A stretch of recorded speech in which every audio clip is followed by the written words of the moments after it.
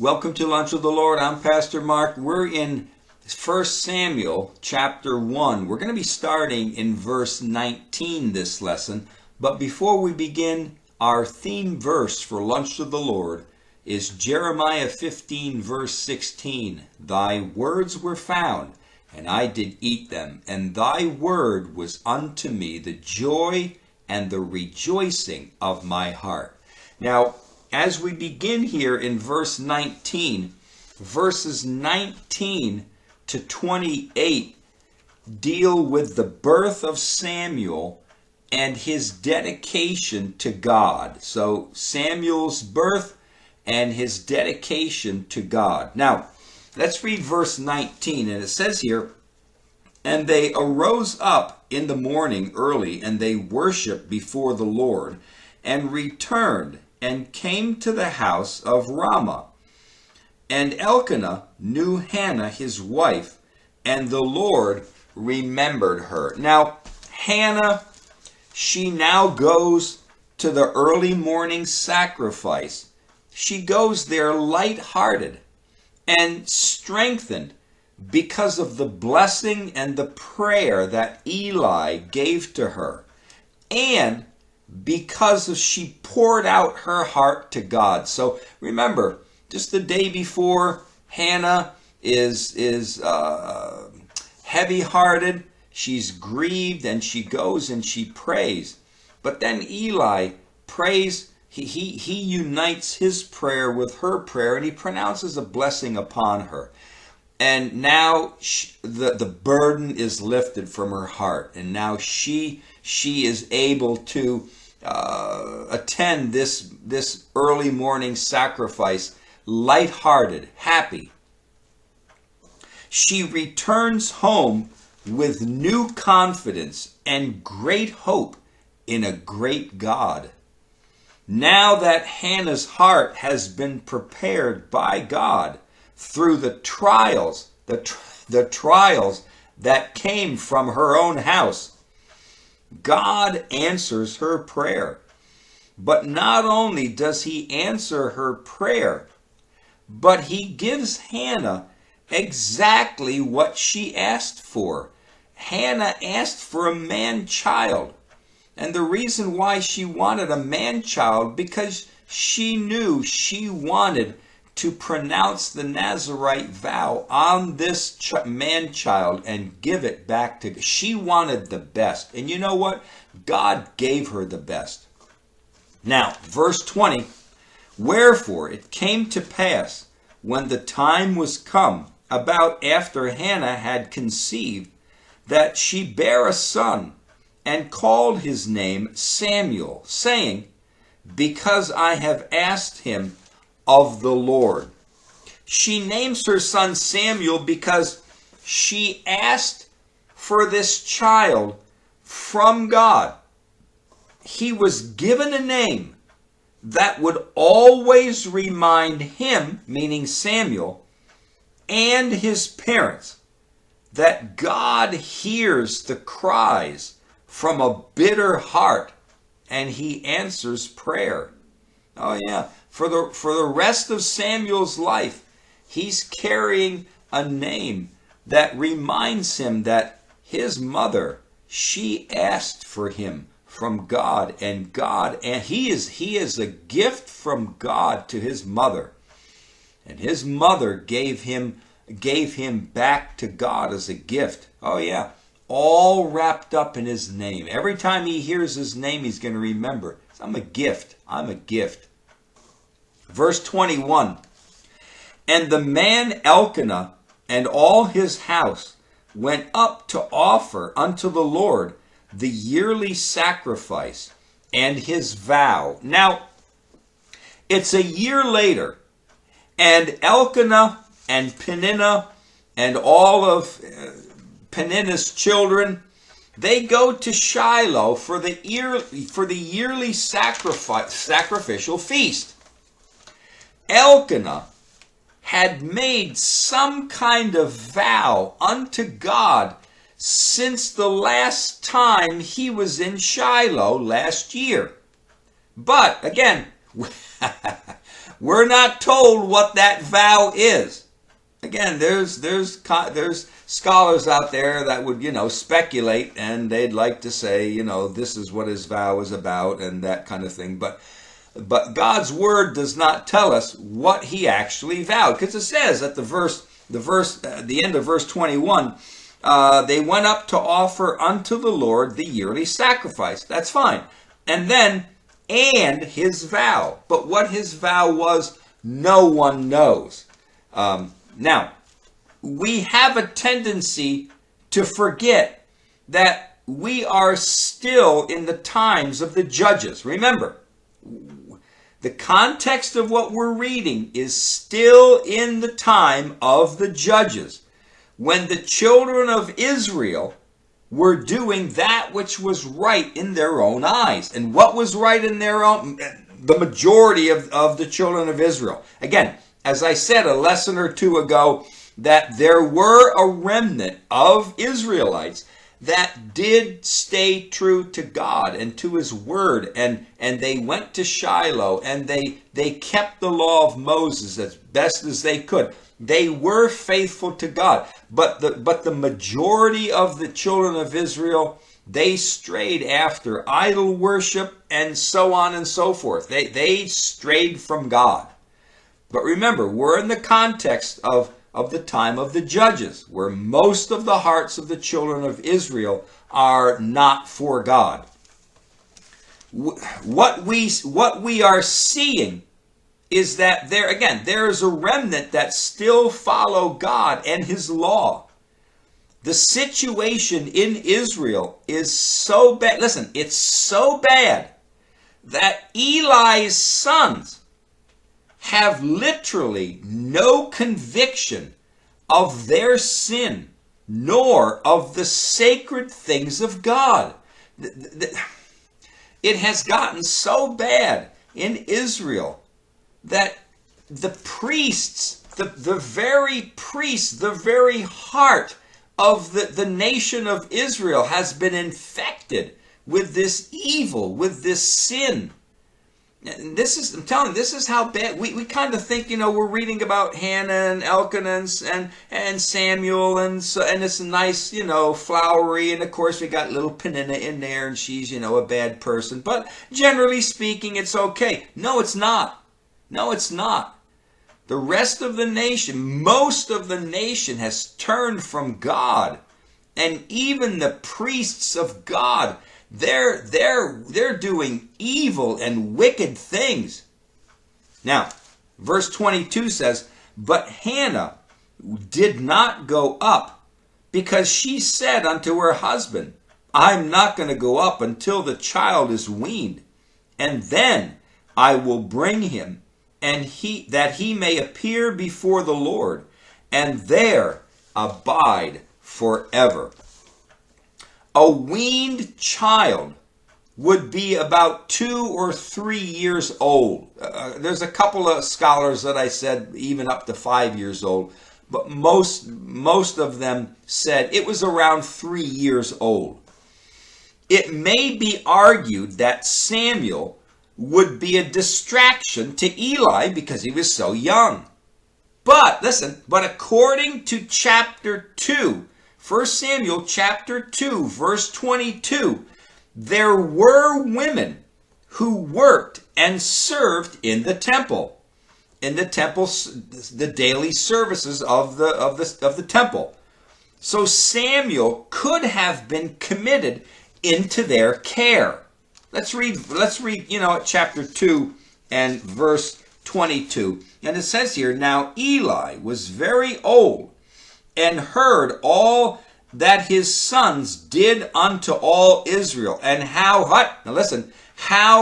they, meaning his 2 sons, how they laid with the women that assembled at the door of the tabernacle of the congregation. So it's believed that there were women that were servants to the temple, and that Eli could have been put into their care. Samuel could have been put into their care, and Eli wouldn't have been burdened with such a young child. It says here in the last part of verse 22, and there abide forever. Now, you know, every Christian is a believer priest. As a priest, we are to live our lives as servants of God daily. In our heart, we should never leave God's service. Here Hannah is bringing her son to the temple, and she's taking him there to leave him there and to abide and to serve God at the temple the rest of his life. And you know, in Colossians chapter 3 and verse 17, it says, whatever we do it in the name of the Lord Jesus. And in Colossians 3 verse 23, it says, and whatever we do it heartily as unto the Lord and not unto men. Why? Because it's from the Lord that we will receive our reward. Never stop abiding. If we do stop abiding in our hearts at the temple of God, then we leave ourselves open for attacks from the enemy. As a Christian, when we get saved, we should be, in a sense, we should be spiritually taken to the temple of God. Well, we are the temple of God in 1 Corinthians 6, 19 and 20. We are the temple of God, but we should, in our hearts, we should be serving God daily in that temple, like Samuel did. But it is also true that the temple would be the only house that Samuel ever knew. And we also should live as dead to our past life, dead to this world, and that being a citizen of heaven, we should always be, should be that being a citizen of heaven should consume our hearts. It should always be on our hearts. Wherever we go, whatever circumstances we face during the day, we should remember we are a citizen of heaven. And, you know, here Samuel, he's a young boy. He's 3 years old. I know when I was 3 years old, I have no memories of one memory, and very young. I don't even know how old I was. But I think for most of us, we don't really have any memories of what happened to us before we were 3 years old. And so here he's taken at about 3 years old to the temple, and he's left. And the temple, and it will be the only home that he ever knows, that he ever knew. And you know, with us, it's the same thing. As Christians, we should be citizens of heaven, and heaven should be the only place that we ever know. Now, we are in this world, yes, but we are to be dead to this world. We're not to love the things of this world. Why? Because we have a citizenship in heaven. We have a home in heaven. God is preparing. He's preparing for us a glorified body. This is not our home. Heaven is our home. Now, we're going to finish this lesson in verse 23. And it says, and Elkanah, her husband, said unto her, do what seems good to you. Tarry, stay here until you have weaned him. Only the Lord establish his word. So the woman abode and gave her son suck until she weaned him. Now, we must give Eli some credit.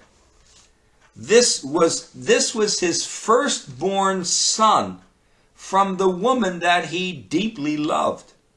And he also would not have the opportunity of enjoying raising up Samuel. He was just the same in agreement with Hannah's vow as she was. Would we be, listen, would we be able to give up our 3-year-old? It'd be very tough. I mean, you may say times have changed. Yes, times have changed. Things were probably different back then, and the way they viewed priorities in their life. But here, Hannah and Elkanah, they give up this son to the temple to be a servant of God for his whole life. And it would be difficult. I'm sure it was difficult for Hannah and for even though Hannah made the vow and she really had no intention of ever not fulfilling that vow, yet I'm sure she rejoiced in it. Yes, we saw that she's going to rejoice in it in next chapter of giving him to the Lord. But there still is this bond between the mother and the child, and also between the father and the child. Elkanah will never have the opportunity of ever raising him, ever showing him how to do things. And so I'm sure that, to Elkanah's credit, he did agree with Hannah's vow, and they gave him to the temple. It was somewhat of a comfort to know that they would be able to see him every year and to bring him things, which is in chapter 2 and verse 19. Every year they would go, year after year, they would go, and Hannah would make clothes for Samuel, and they would bring them every time to the yearly sacrifice, and they would be able to see him. And it says here in verse 23, it says, "And give her son suck until she weaned him." Now, during the weaning time, the mother is providing the child with provisions of food for the child's physical health. It has to do with the child's earthly life. But there is another weaning that is taking place at the same time. And it's an unseen weaning of Samuel's spiritual dependence on his mother, and now a dependence upon God himself. Until Samuel was weaned, Hannah did a great job training up Samuel in the ways of God. You may say she only had 3 years. That's right, but I'm telling you, she did a great job in those 3 years. She was teaching him how to pray, and she was teaching him how to trust God. But eventually, Samuel will need to draw his spiritual strength directly from God. There is a time when new believers are taught the ways of God, but they must learn to eventually draw their life directly from God and not from those people who led them to the Lord. Many professing believers fall away from the church because they never really learned how to pray and how to study the Bible for themselves. They were always drawing their life from some other believer, some other strong believer, the person who led them to the Lord, the person who's bringing them to the Bible study. They're always weaning, drawing their spiritual life from these people. And they never, when they get home, they never really read the Bible for their own spiritual growth. They never really pray and seek God on their own. The only time they pray or read the Bible is when they go to the Bible study. And they feel that that's all that's needed. But no, they need to be weaned from people and draw their life from God. If sin or temptation were to come their way, or if the strong believer was to fall away from God, then they are affected by it. It's very, very, very difficult, very rare for a young Christian to continue on with God if they haven't been taught how to draw their life from God himself, especially when the pastor of the church falls away or moves away, or their spiritual person that they look up to falls into sin or moves away. It's very difficult for them to continue on with God. This is why it's important for every believer to learn early to pray and to read and to study the Bible. They have to draw their life from God. As at an early age, we need to draw our life directly from God. That's what's going to sustain us. And this is what Hannah did with Samuel. Now, we're going to continue in verse 24 next lesson. But until then, walk with the Lord. I know he walks with you.